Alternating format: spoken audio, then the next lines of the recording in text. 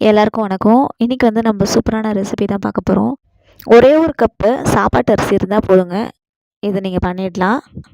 இந்த விநாயகர் சதுர்த்தி ஸ்பெஷல் கூட நீங்கள் இதை செஞ்சு சாப்பிடலாம். ரொம்பவே சாஃப்டாக இருக்கும் பஞ்சு மாதிரி. வாங்க இந்த உப்பு உருண்டை எப்படி செய்கிறதுன்னு பார்த்துடலாம். ஒரே ஒரு கப்பு நார்மல் சாப்பாட்டு அரிசி தான். இதுக்காக நீங்கள் பச்சை அரிசி எடுக்க தேவையில்ல. அதை வந்து ஒரு 2 மணி நேரம் இது மாதிரி ஊற போட்டுருங்க. மதியானம் ஊற போட்டிங்கன்னா ஈவினிங் செஞ்சிடலாம். ஒரு 2 மணி நேரம் ஊற வச்ச அரிசியை மிக்ஸி ஜாரில் நல்லா கொரப்பாக அரைச்சி எடுத்துக்கோங்க. கொஞ்சமாக தண்ணி விட்டுருங்க. இந்த மாதிரி கொரப்பாக தாங்க இருக்கணும். அப்போ தான் வந்து நம்மளுக்கு சாப்பிடும்போது கொழுக்கட்டை சாஃப்டாக வரும். இப்போது ஒரு வானல் எடுத்துக்கோங்க. அந்த வானலில் வந்து நம்ம கொஞ்சமாக நெய் விட்டுக்கலாம். ஒரு 2 டேபிள் ஸ்பூன் கிட்ட நெய் விட்டுக்கிறேன். வானல் பார்த்திங்கன்னா கொஞ்சம் அடி கனமான வானல் இருந்துச்சுன்னா நல்லாயிருக்கும். அப்படி இல்லைனா இரும்பு வானல் யூஸ் பண்ணிக்கோங்க.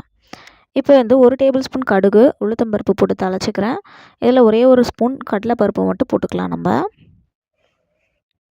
கொஞ்சமாக கருவேப்பிலை போட்டுக்கலாம். இந்த மாதிரி வரமிளகாவை கட் பண்ணி வச்சுருக்கேன். இந்த மாதிரி சேர்த்துக்கோங்க. கொஞ்சம் பெரிய பெரிய பீஸாக கட் பண்ணி வச்சுருக்கேன். அதை சேர்த்துக்கோங்க. இது நல்லா வறுக்கட்டும். அது வரைக்கும் நம்ம வெயிட் பண்ணலாம். இது எல்லாமே நல்லா வறுத்ததுக்கப்புறம் ஒரே ஒரு வெங்காயம் பொடியை கட் பண்ணி சேர்த்துருக்கேன் நான். உப்பு பார்த்திங்கன்னா இதிலே நம்ம சேர்த்துக்கலாம். இதுக்கு தேவையான அளவுக்கு, அந்த மாவுக்கு தேவையான அளவுக்கு உப்பு இதிலே சேர்த்துக்கோங்க. இந்த ஸ்டேஜில் நம்ம மாவு கரைச்சி வச்சுருக்கோம் இல்லையா, அந்த மாவு கரைசலை இதில் சேர்த்துக்கலாம்.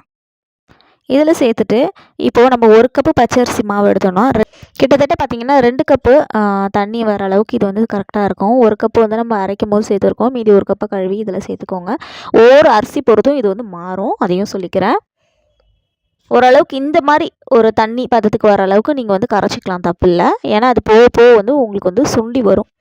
இதில் வந்து ஒரு ஃப்ளேவருக்காக நான் பெருங்காய பவுட்ரு வந்து சேர்த்துக்கிறேன். பெருங்காய பவுட்ரு வந்து ஆப்ஷனல் தான்.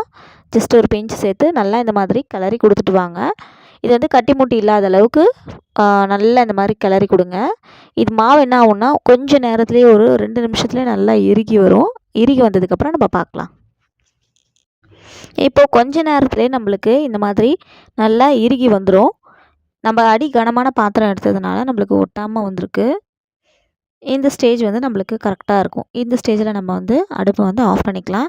இதோட பதம் எப்படி இருக்குன்னு பார்த்தீங்கன்னா நல்லா ரவை பதத்துக்கு இருக்கும். ஏன்னா நம்ம அரிசி கொரன்னு அரைச்சதுனால நம்ம கையில் தொட்டாலும் அது வந்து நம்மளுக்கு பிசு பிசுன்னுலாம் ஒட்டாது. நல்லா சூப்பராக இருக்கும். இதுதான் பதம்.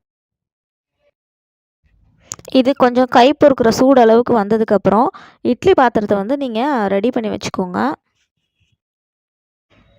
இப்போது நான் பண்ணுற மாதிரி குட்டி குட்டி பால்ஸாக இந்த மாதிரி பிடிச்சி வச்சுக்கோங்க. அவ்வளோதாங்க. இது ஒரு 10 நிமிஷம் வேக வச்சு எடுத்திங்கன்னா போதும். நம்மளுக்கு சூப்பரான உப்பு உருண்டை வந்து தயாராகிடும். இது வந்து ஈவினிங் டைம் ஸ்நாக்காக நீங்கள் குழந்தைங்களுக்கு கொடுக்கலாம். தொட்டுக்க கெச்சப் அப்படி இல்லைனா நீங்கள் சட்னி கூட வச்சு தரலாம். கார சட்னி ரொம்பவே நல்லாயிருக்கும். விநாயகர் சதுர்த்திக்கு இதை வந்து நீங்கள் ட்ரை பண்ணி பாருங்கள். நான் சொன்ன பதத்தில் நீங்கள் தண்ணியும் அதே மாதிரி ரவை பதத்தில் நீங்கள் அரிசி அரைச்சாலே போதுங்க. உங்களுக்கு சூப்பரான உப்பு உருண்டை வந்து தயாராகிடும்.